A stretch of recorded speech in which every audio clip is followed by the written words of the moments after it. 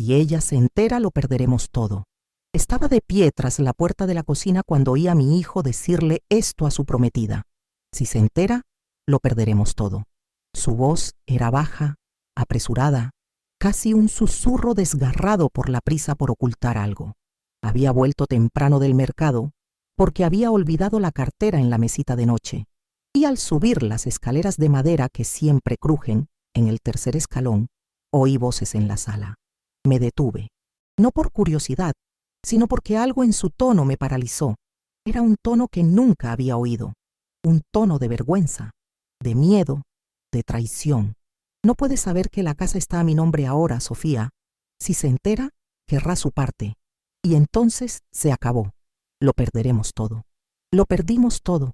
Esas palabras resonaron en mi cabeza como una campana de funeral. ¿Perder qué?, pensé, sintiendo mi corazón acelerarse hasta casi salírseme del pecho. ¿Qué tenía que quitarles?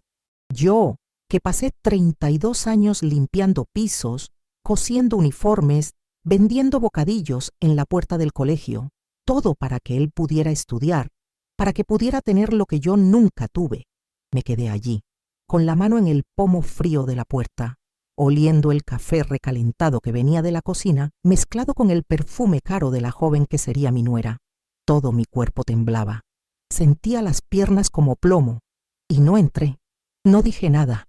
Simplemente bajé de nuevo, despacio, haciendo un paso de lado para que el escalón no delatara mi presencia, y salí por la puerta trasera como si nunca hubiera regresado, como si no hubiera oído a mi propio hijo apuñalarme por la espalda con palabras que nunca imaginé que saldrían de su boca. La calle estaba demasiado soleada para lo que sentía.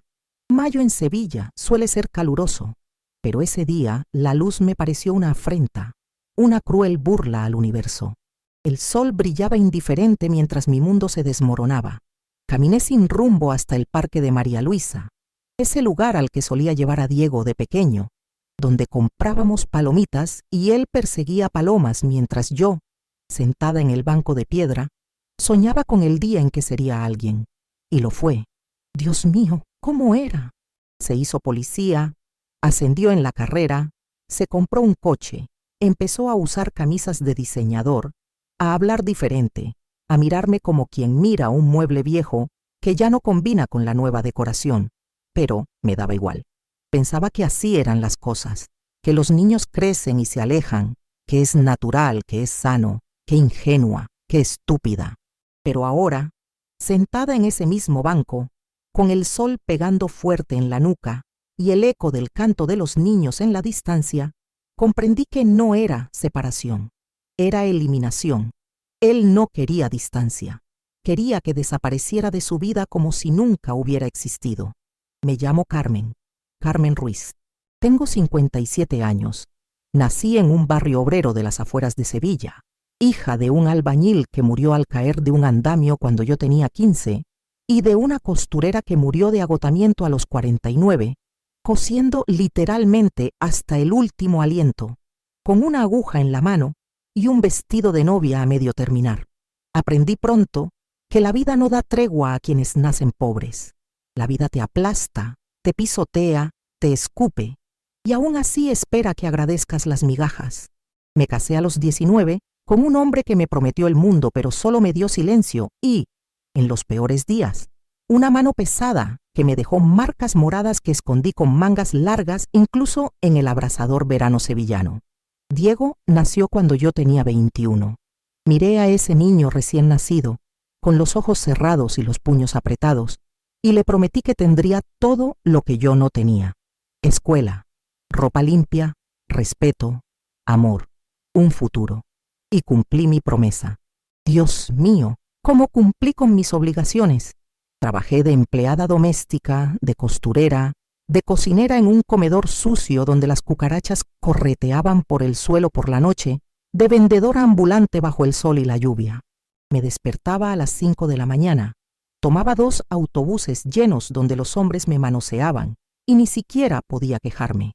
Llegaba a las casas de familias adineradas del centro, limpiaba baños, lustraba cubiertos, planchaba ropa, hasta que me dolía la espalda y tenía las manos en carne viva, y regresaba a casa a las 9 de la noche. Mi esposo se fue cuando Diego tenía 6 años. Dijo que no soportaba la presión, que le exigía demasiado, que necesitaba encontrarse a sí mismo. Nunca regresó y nunca más esperé. Lloré 3 noches seguidas y al cuarto día me sequé las lágrimas y decidí que sería padre y madre. Crié al niño sola. Era buen estudiante, tranquilo, obediente. Le gustaba estudiar, le gustaba el orden, pero era demasiado sensible. Lloraba con facilidad y le tenía miedo a todo. Tuve que enseñarle a ser fuerte, a no dejarse pisotear. Cuando decidió entrar en la academia de policía, vendí lo único que tenía, un anillo de oro que me dejó mi abuela, la única herencia de la familia, para pagar el curso preparatorio. No comí carne durante 6 meses para pagar los materiales de estudio. Perdí 8 kilos. Me preguntaban si estaba enferma. Sonreí y dije que estaba a dieta. Quedó en 3er lugar. Recuerdo el día que salieron los resultados como si fuera ayer. Era una tarde de septiembre. El calor era sofocante y llegó a casa corriendo, sudoroso, con el papel temblando en la mano, y me abrazó tan fuerte que casi nos caímos los dos. Lo logré, mamá, lo logré, 3er lugar, y lloré. Lloré lágrimas de alivio, de orgullo, de años de agotamiento acumulado, de todas las noches sin dormir preocupándome por si él triunfaría, si yo hacía lo suficiente, si él tendría futuro. Pensé que todo mejoraría. Pensé que por fin podría respirar. Y así fue. Por él. Empezó a ganar bien, conoció gente, hizo amigos, entró en círculos que jamás imaginé. Y poco a poco empezó a esconderme. Dejó de llevarme a eventos de la empresa. Decía que no me gustaría, que eran cosas de trabajo, que me aburriría. Dejó de visitarme con frecuencia. Cuando lo llamaba, contestaba rápido, siempre con prisas, siempre con ese tono de quien interrumpe. Estoy ocupado, mamá. Hablamos luego. Y el luego nunca llegaba. Nunca. La casa donde vivíamos, una sencilla casa de 2 habitaciones en un barrio antiguo, cada vez más abandonado, estaba a mi nombre. Era la herencia de mi padre, lo único que quedó tras su muerte y la disputa familiar por la división. Nunca me importaron mucho los papeles, las escrituras ni esas cosas. Era mi casa, mi techo, mi refugio y nada más. Pero hace 2 años, Diego vino a mí con una conversación. Fue un domingo. Lo recuerdo bien porque le había preparado paella, su plato favorito, y la comió en silencio, a diferencia del chico que siempre repetía 3 veces. Después de comer, me llamó al salón y me dijo que estaba organizando las finanzas, que quería facilitar las cosas para el futuro, que si alguna vez me pasaba algo, sería más fácil si la casa ya estaba a su nombre. Así estás protegida, mamá. Impuestos, burocracia, ese tipo de cosas. No lo entendí bien, pero firmé. Confiaba en él. Era mi hijo, mi niño. ¿Por qué iba a dudar de él? Tomó los papeles, regresó la semana siguiente con un notario que apenas me miró. Volví a firmar donde me indicó, y eso fue todo. Ni siquiera lo leí bien. Dijo que era solo un traslado técnico, que seguiría viviendo allí, que nada cambiaría. Es solo por seguridad, mamá, por tu propio bien. Y le creí, porque las madres creen, porque las madres siempre quieren creer que sus hijos las cuidan. Pero las cosas cambiaron. Rápidamente, empezó a llevar a Sofía, su prometida, a ver la casa. Una joven guapa, perfumada y con las uñas cuidadas que observaba los muebles viejos con una expresión de desdén apenas disimulada. Hablaron de reformas, de modernizar, de aprovechar mejor el espacio. Ella medía las paredes con la mirada, imaginaba dónde poner muebles nuevos, hablaba de derribar paredes, de hacer un vestidor. Escuché en silencio, con una opresión en el pecho que no podía explicar.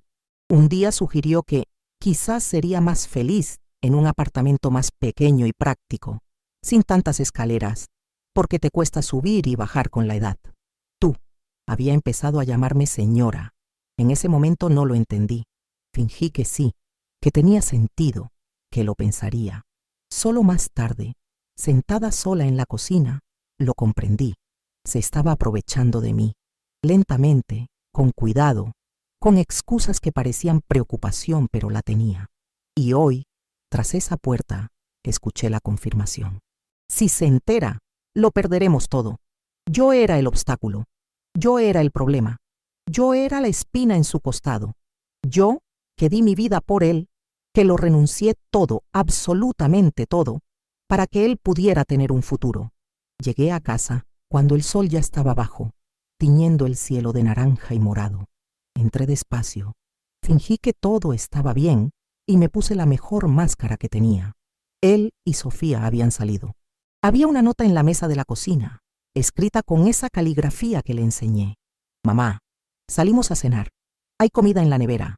Abrí la nevera como si abriera un ataúd. Estaba casi vacía. Un yogur caducado hacía 3 días. Media cebolla marchita envuelta en film transparente. Una botella de agua medio vacía. Eso era todo. Eso era todo lo que había para comer. Me senté en la silla de madera crujiente, la que mi padre hizo con sus propias manos cuando era niña, y miré al techo. Las manchas de humedad parecían más grandes, más oscuras, como si la casa se estuviera muriendo conmigo. La pintura descascarada, la luz tenue y amarillenta de la bombilla, que nunca cambiaba porque pensaba que era un desperdicio gastar dinero en eso cuando apenas tenía para comer. Y por primera vez en muchos años me sentí vieja. No era viejo en años, sino viejo en cansancio, en inutilidad, en invisibilidad. Me había convertido en una molestia en mi propia casa. Un mueble viejo que estorbaba con la nueva decoración. Esa noche no pude dormir. Me quedé mirando al techo, escuchando el pesado silencio del barrio, el ladrido lejano de un perro que parecía tan solo como yo, el sonido de un coche que pasaba por la calle en la madrugada. Pensé en todo, en cada sacrificio, en cada vez que comí solo arroz con sal para que él pudiera comer carne, en cada vez que usé la misma ropa durante años, remendada, descolorida, para comprarle útiles escolares, para comprar las zapatillas de marca que quería porque sus compañeros las tenían, en cada vez que sonreí con dolor de espalda, con fiebre alta, con el corazón pesado por la angustia, porque me necesitaba por completo, porque no podía permitirme flaquear, y ahora necesitaba que desapareciera, necesitaba que dejara de existir. Lloré, lloré en silencio, con la cara enterrada en la almohada para que nadie oyera, incluso sabiendo que no había nadie que oyera, nadie en todo el mundo a quien le importara si lloraba o moría. Lloré hasta que no me quedaron más lágrimas, hasta que me ardió la garganta como si me hubiera tragado un cristal, hasta que me dolió el pecho como si me estuviera dando un infarto. Y cuando el sol empezó a filtrarse por las rendijas de la ventana, tiñendo la habitación de una luz pálida y triste, me levanté, me lavé la cara con agua fría, me miré al espejo y casi no me reconocí. Una mujer mayor, con los ojos hinchados, con arrugas que parecían haberse profundizado de la noche a la mañana. Pero tomé una decisión. No iba a suplicar, no iba a luchar, no iba a montar una escena, no iba a darle la satisfacción de verme destrozada. Iba a irme, iba a desaparecer como él quería, pero a mi manera. Preparé 2 maletas viejas que estaban al fondo del armario. Ropa, documentos, algunas fotos antiguas de cuando aún me sonreía con verdadero amor. Dejé la casa como estaba. No me llevé nada que no fuera mío, ganado con sangre y sudor. Ni un vaso, ni un plato. Escribí una nota breve con mano temblorosa. Diego, no te preocupes. Estaré fuera un tiempo. Cuida bien de la casa. Siempre ha sido tuya, ¿verdad? Y me fui. Cerré la puerta despacio, sin dar portazos, y caminé por la calle que había recorrido miles de veces en los últimos 30 años. Tomé el autobús al centro sin saber a dónde ir, sin un plan, sin nada más que esas 2 maletas y unos pocos euros en la cartera. Me senté atrás, mirando por la ventana las calles que conocía de memoria, cada esquina, cada panadería, cada plaza, y por primera vez en décadas sentí miedo. Miedo de verdad. Miedo de no saber qué hacer. Miedo a estar realmente solo, solo en un mundo sin nadie. Miedo a perder mi propósito, a no ser bueno para nada. Pero también sentí algo extraño, casi olvidado, enterrado hace tanto tiempo que ni siquiera recordaba su existencia. Una punzada de ira. Una ira pura y ardiente que me quemaba el pecho. Y la ira, descubrí ese día mientras el autobús se balanceaba por las calles de Sevilla, puede ser combustible. Puede ser lo que te mantiene vivo cuando todo lo demás ya ha muerto. Me alojé en casa de una excompañera, Pilar, quien me recibió sin hacerme muchas preguntas. Vivía en un piso diminuto en el barrio de Triana, compartiéndolo con su hija desempleada y 2 nietos ruidosos, pero me preparó un colchón en el salón, entre el televisor y el viejo sofá. Dormí allí 3 semanas que me parecieron 3 años. Durante el día, salía a buscar trabajo, llamando a puertas, repartiendo currículums improvisados que había escrito a mano en una hoja de cuaderno. Pero a los 57 años, sin título, sin referencias recientes porque había pasado los últimos años solo cuidando de la casa y de mi hijo, las puertas se cerraron enseguida. Me cerraron las puertas en la cara educadamente, pero se cerraron. ¿Tienes experiencia? Sí, 30 años limpiando casas, cocinando, cuidando cosas. Ah, pero ahora necesitamos a alguien más. Dinámico, ¿entiendes? Dinámico. Código para joven. Código para eres demasiado mayor y no te queremos aquí. Regresaba al apartamento de Pilar, con los pies hinchados, las piernas doloridas y el corazón hecho un nudo que parecía inquebrantable. Ella preparaba un café aguado, se sentaba a mi lado, en el sofá que se hundía en el centro, y me decía con esa voz cansada de quien ha vivido tanto: tranquila, Carmen, algo surgirá, siempre surge. Y yo fingía creerle, asentía y sonreía, pero por dentro me moría un poco más cada día. Fue una calurosa y sofocante mañana de julio, con el asfalto derritiéndose, cuando encontré el anuncio colgado en un poste cerca del mercado. Papel amarillento, letras torcidas, casi cayéndose. Un pequeño restaurante del mercado de Triana buscaba ayudante de cocina. No decía sueldo ni horario, ni nada más que una dirección y un nombre: Antonio. Fui allí sin esperanza, solo para hacer algo, para no volverme loco en ese apartamento tan pequeño, donde me sentía como una carga. El local era diminuto, encajado entre una pescadería y un puesto de flores. Olía a ajo, aceite de oliva caliente, tomates. El dueño era un hombre bajito, canoso y con un delantal manchado de salsa. Cortaba cebollas, llorando, maldiciendo en voz baja. Me miró de arriba abajo con esos ojitos cansados. ¿Sí? Vi el anuncio para el trabajo. Siguió cortando. ¿Sabes cocinar? Sí. ¿Qué? Todo: guisos, arroz, frituras, pasta, postre. Todo lo que aprendí viendo a mi madre y cocinando para mi hijo toda la vida. Mentira. Ya no era para mi hijo. Nunca volvería a hacerlo. Guardó silencio un instante que pareció eterno. Luego asintió, sin sonreír. Empieza mañana, a las 6 de la mañana. El sueldo no es muy bueno, pero es justo. Si no vienes, no vengas más tarde. Podría haber llorado allí mismo, de alivio, de desesperación, de todo, pero me contuve. Le di las gracias con la voz entrecortada y me fui antes de que cambiara de opinión. Al día siguiente, me desperté a las 4:30 de la mañana.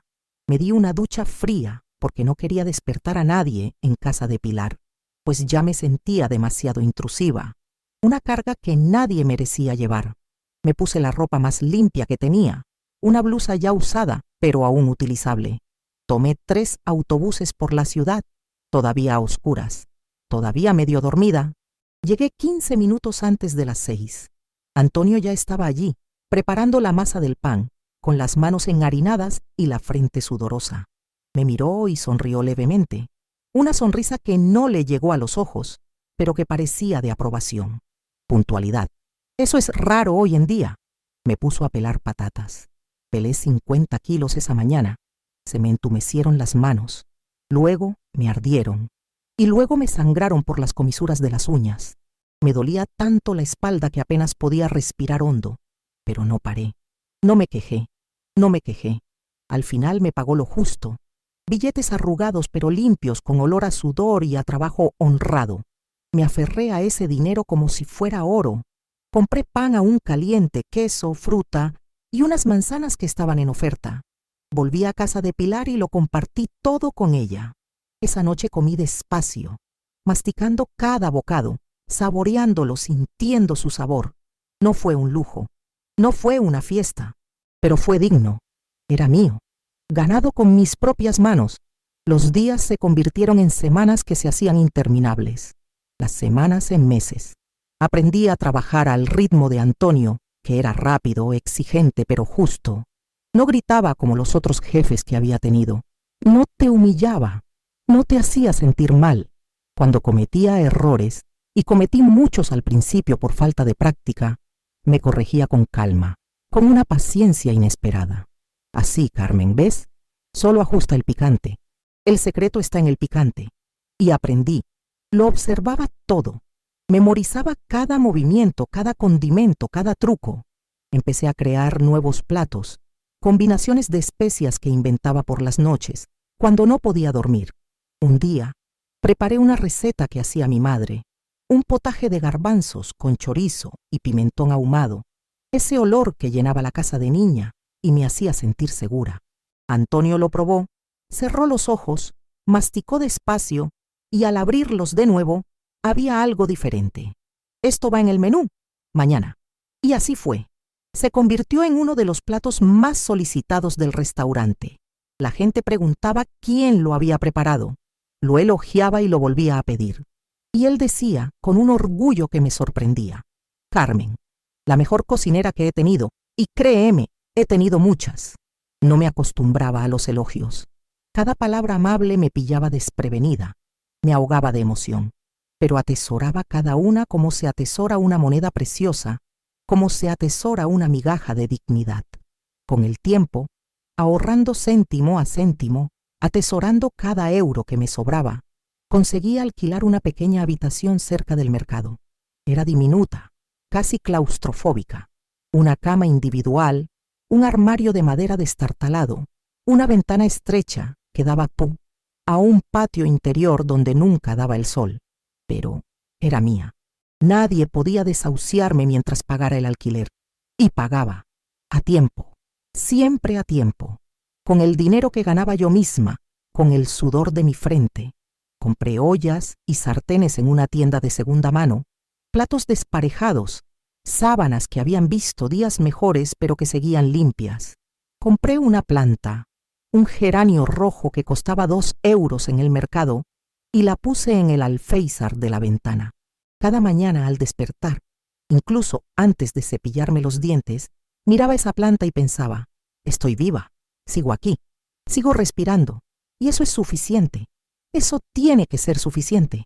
Diego no me contactó, ni una llamada, ni un mensaje, ni siquiera un «Mamá, ¿estás bien?». Nada. Silencio absoluto. Al principio dolió como una herida abierta, como un hueso roto que no sanaba. Revisaba mi viejo celular constantemente, esperando una notificación que nunca llegaba, esperando un milagro que no iba a suceder. Incluso cogí el teléfono para llamar, pero colgué antes de terminar la llamada porque el orgullo me lo impedía, porque algo dentro de mí me decía que no podía ser yo quien lo persiguiera, quien suplicara atención. Pero con el tiempo, y el tiempo es cruel pero también sabio, el dolor se transformó en algo más, en aceptación, en la amarga comprensión de que algunas personas, aunque sean nuestros parientes de sangre, no merecen nuestro sufrimiento, en liberación. Me di cuenta, una de esas noches de insomnio en las que piensas demasiado, de que durante años, durante décadas, había vivido para él. Todo lo que hacía, pensaba, soñaba, planeaba, estaba impregnado de su existencia. Mis decisiones no eran mías, eran suyas. Mi vida no era mía, era una extensión de la suya. Y ahora, sin él, necesitaba descubrir quién era. Carmen, solo Carmen. No la madre de Diego, no la mujer que lo sacrificó todo, solo Carmen. Y era aterrador, de hecho, pero también era hermoso de una manera dolorosa pero verdadera. Hice amigos en el mercado, amigos de verdad por primera vez en años. Lourdes, que vendía pescado y cuyas manos siempre estaban frías y olían a mar. Manolo, que tenía un puesto de frutas y siempre me regalaba las manzanas más bonitas incluso cuando no podía permitirme más. Rosa, que trabajaba en la panadería y me guardaba el pan duro que iba a ser tirado. Gente sencilla, gente que se despertaba temprano cuando la ciudad aún dormía, que sudaba, que reía a carcajadas, que compartía su pan incluso cuando no tenía mucho. Volví a ir al parque, pero ahora sola, sin la sombra del pasado, sin los recuerdos de Diego de niño que me atormentaban. Me senté en el banco, absorbí el sol que calentaba mi piel envejecida, observé a la gente pasar, a los niños jugar, la vida transcurrir a mi alrededor, y poco a poco, muy lentamente, volví a sentirme parte del mundo.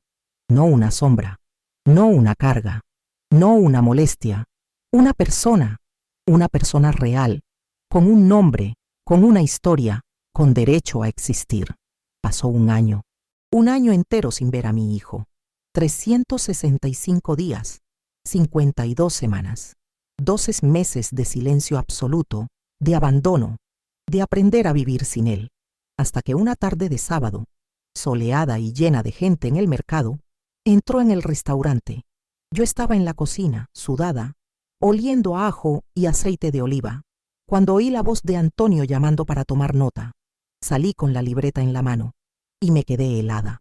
Él estaba allí, de uniforme, impecable, acompañado de Sofía, que era aún más guapa, más fragante, más fuera de mi mundo. Estaban sentados en una mesa cerca de la ventana, riéndose de algo que no podía oír.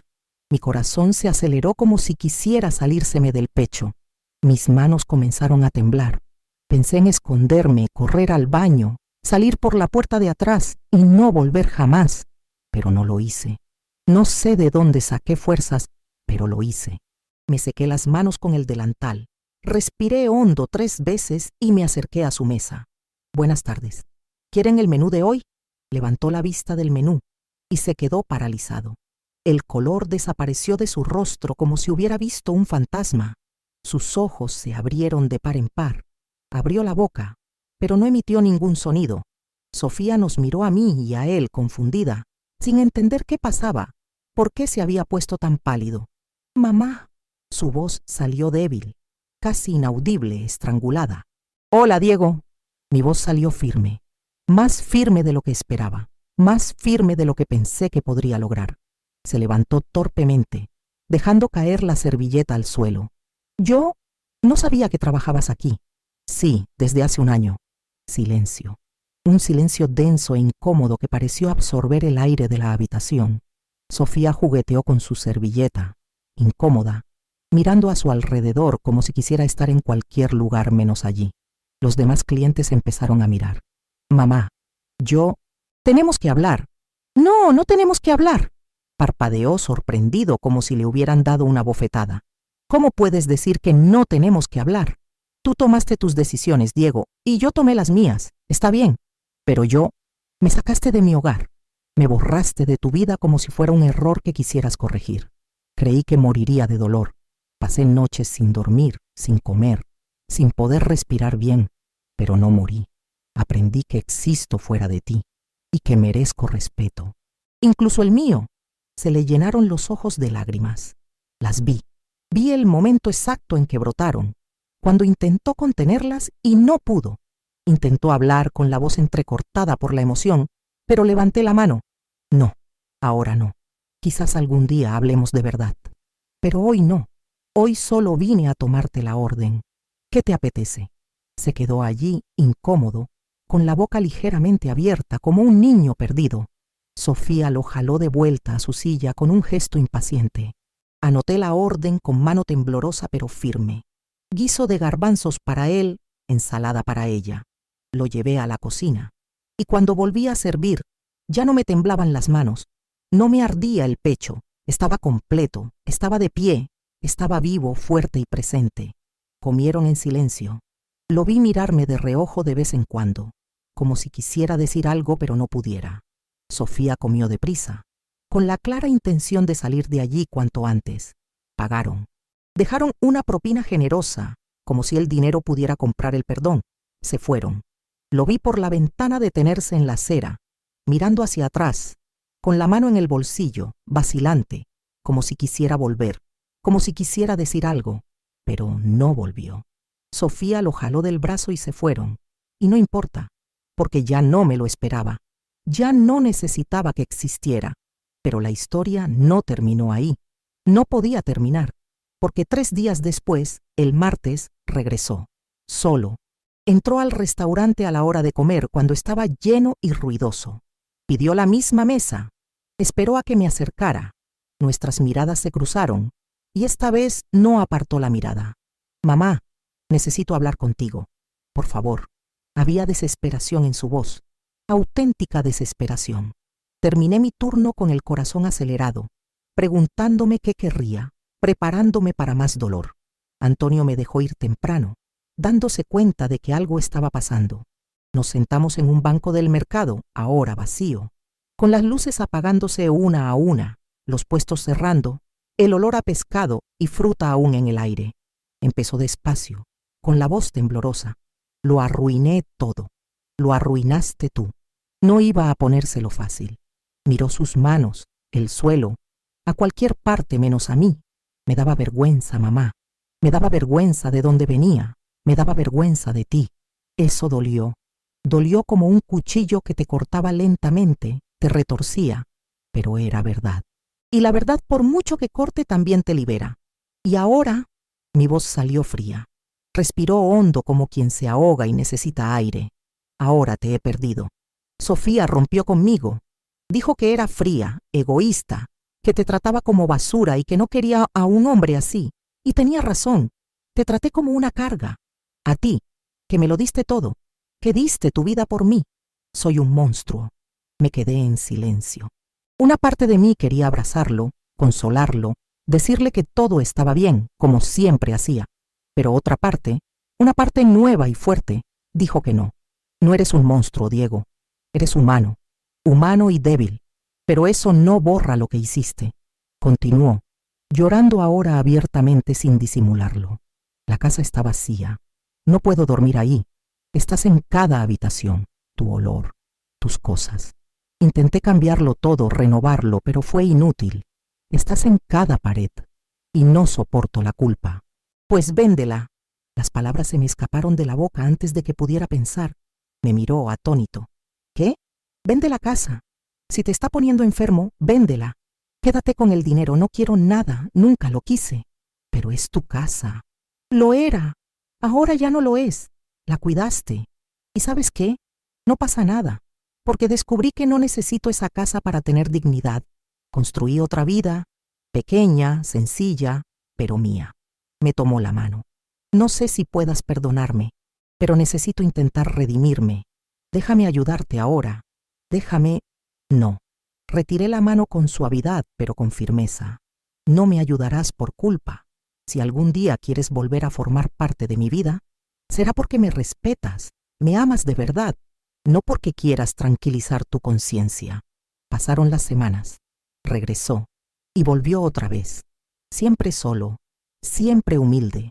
Pedía comida, comía en silencio, dejaba propina y se iba a casa. Hasta que un día se quedó hasta que cerraron. Ayudó a Antonio a apilar las sillas. Lavó los platos sin que yo se lo pidiera. Y cuando nos fuimos, me acompañó a mi habitación. Vio dónde vivía. La habitación diminuta, la cama estrecha, la ventana sin vistas. No dijo nada, pero vi en sus ojos la magnitud de lo que había hecho, la magnitud de mi caída y mi reconstrucción. Los meses siguientes fueron los más extraños de mi vida. Diego volvió a mi rutina, pero de una manera diferente. Venía al mercado, compraba ingredientes y me ayudaba a cargarlos. Hablábamos poco a poco, con cuidado, como quien pisa un campo minado. Me contó que había puesto su casa en venta, que vivía en un apartamento alquilado, que había pedido un traslado a otro distrito porque ya no soportaba los lugares que le recordaban a nosotros. Y yo lo escuchaba, sin juzgarlo demasiado, pero tampoco absolviéndolo. Antonio me ascendió a jefe de cocina. Conseguí un aumento que me permitió alquilar un apartamento mejor, con 2 habitaciones y una ventana de verdad por donde entraba el sol. Empecé a dar clases de cocina los sábados a un grupo de mujeres del barrio, mujeres como yo, que habían perdido el equilibrio y estaban intentando recuperarse. Enseñé recetas, pero también otras cosas, que la fuerza no consiste en no caer nunca, se trata de levantarse siempre, que perdonar no es olvidar, se trata de soltar el peso que te ata, que el amor, cualquier amor, no puede ser una prisión. Fue en una de esas clases que ocurrió algo que lo cambió todo. Una de las alumnas, una mujer llamada Teresa, de unos 40 años, empezó a llorar en medio de la receta. Lloraba sin parar. Me senté a su lado y le tomé la mano. ¿Qué pasa? Y me lo contó. Dijo que su marido había muerto en un accidente, que sus hijos la habían abandonado, que estaba sola, sin dinero, sin esperanza. Y mientras hablaba, me vi a mí misma. Vi mi dolor reflejado en ella. Y en ese momento comprendí que mi historia no era solo mía, era la de todas las mujeres que han sido borradas, olvidadas, descartadas. Creé un grupo de apoyo para mujeres que estaban empezando de cero. Nos reuníamos en el restaurante después del trabajo. Compartimos historias, comida, risas, lágrimas. Y algo mágico ocurrió. Estas mujeres empezaron a levantarse. Una consiguió trabajo, otra volvió a estudiar, otra abrió un pequeño negocio. Y me di cuenta de que mi dolor había encontrado un propósito, que mi sufrimiento no había sido en vano, que podía transformar las cicatrices en sabiduría. Diego vio todo esto. Me vio transformarme de víctima a mentor. Me vio construir algo más grande que mi dolor.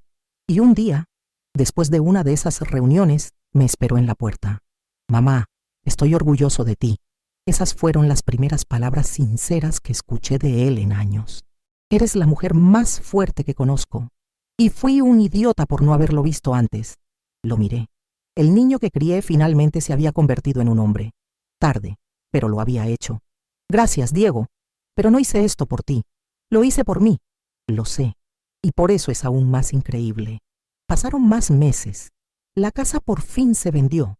Diego se me acercó con un sobre. La mitad es tuya. Siempre lo ha sido. Miré el sobre sin cogerlo. ¿Cuánto hay ahí dentro? Suficiente para que abras tu propio restaurante. Me dio un vuelco el corazón. Un restaurante. Mi restaurante. Mi sueño olvidado, enterrado bajo capas de sacrificio. No puedo aceptarlo. Puedes y lo harás. No es caridad, es justicia. Es lo menos que puedo hacer. Cogí el sobre y por primera vez en mucho tiempo lloré delante de él. Pero no eran lágrimas de dolor. Eran lágrimas de posibilidad, de futuro, de un verdadero nuevo comienzo. Abracé a mi hijo y él me devolvió el abrazo. Fuerte, como no lo había hecho desde que era niño. Te quiero, mamá. Nunca debí olvidarlo. Yo también te quiero. Siempre te he querido, incluso cuando me dolía.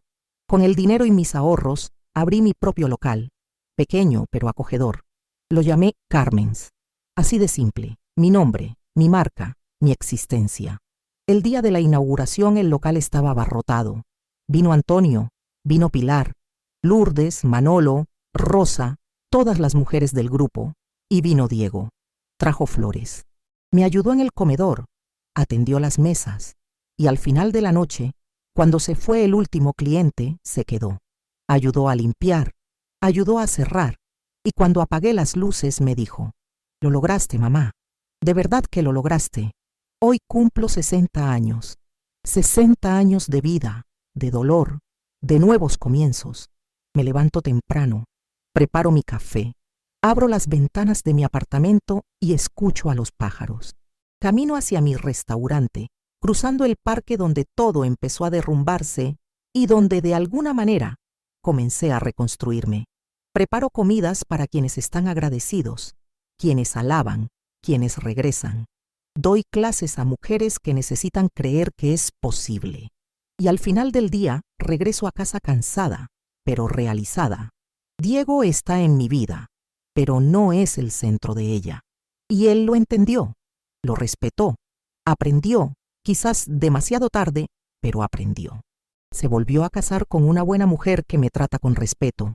Tuve un nieto, un niño hermoso que corretea por el restaurante y al que le enseño las mismas recetas que mi madre me enseñó. Y el ciclo continúa, pero diferente, mejor. Aprendí que la maternidad no es un sacrificio eterno. Es amor con límites, es dar con dignidad, es enseñar a volar y aceptar que a veces volar nos lleva lejos. Y eso está bien, porque también tenemos alas. Y cuando las usamos, cuando volamos solas, es cuando realmente vivimos. Hay mañanas en las que me despierto y todavía me duele. La traición, la humillación, el miedo que sentí, las noches de hambre, las lágrimas. Pero el dolor ya no me paraliza. Me recuerda que estoy viva, que sobreviví, que me reconstruí con mis propias manos cuando todos pensaban que me rendiría, cuando yo misma pensaba que lo haría. La semana pasada, abrí la ventana de mi apartamento y vi el sol naciente naranja sobre los tejados de Sevilla. Oí las campanas de la iglesia repicar a las 6 a lo lejos. Olía a pan recién hecho de la panadería de la esquina. Vi un par de pájaros construyendo un nido en el árbol de enfrente y sonreí. Sonreí porque entendí, por fin entendí, que empezar de nuevo no se trata de olvidar. Se trata de elegir continuar a pesar de todo. Se trata de volver a plantar, aún sabiendo que la tierra ya se ha secado, que ya ha sido pisoteada. Se trata de encender la luz, incluso cuando la oscuridad parece eterna y absoluta. Soy Carmen Ruiz, cocinera, emprendedora, mentora, mujer, madre, pero sobre todo, antes que cualquier otro título o rol, soy. Y eso lo descubrí entre las cenizas, tocando fondo, en la noche más oscura. Es suficiente. Eso siempre ha sido suficiente. Si estás leyendo esto, si has escuchado esta historia hasta aquí, recuerda que no importa cuántas veces caigas, no importa cuántas veces te borren, te olviden, te saquen de tu lugar, te hagan sentir invisible, puedes renacer, puedes levantarte de nuevo. No necesitas un milagro, necesitas valentía, un paso, aunque sea tembloroso, una decisión, aunque sea dolorosa, y creer profundamente que mereces ocupar un lugar en el mundo, porque lo mereces. Todos lo merecemos. Escribe en los comentarios desde dónde nos ves, de qué ciudad, de qué país, de qué rincón del mundo te llegó esta historia. Quiero saberlo. Necesito saber que no estoy solo, que tú no estás solo.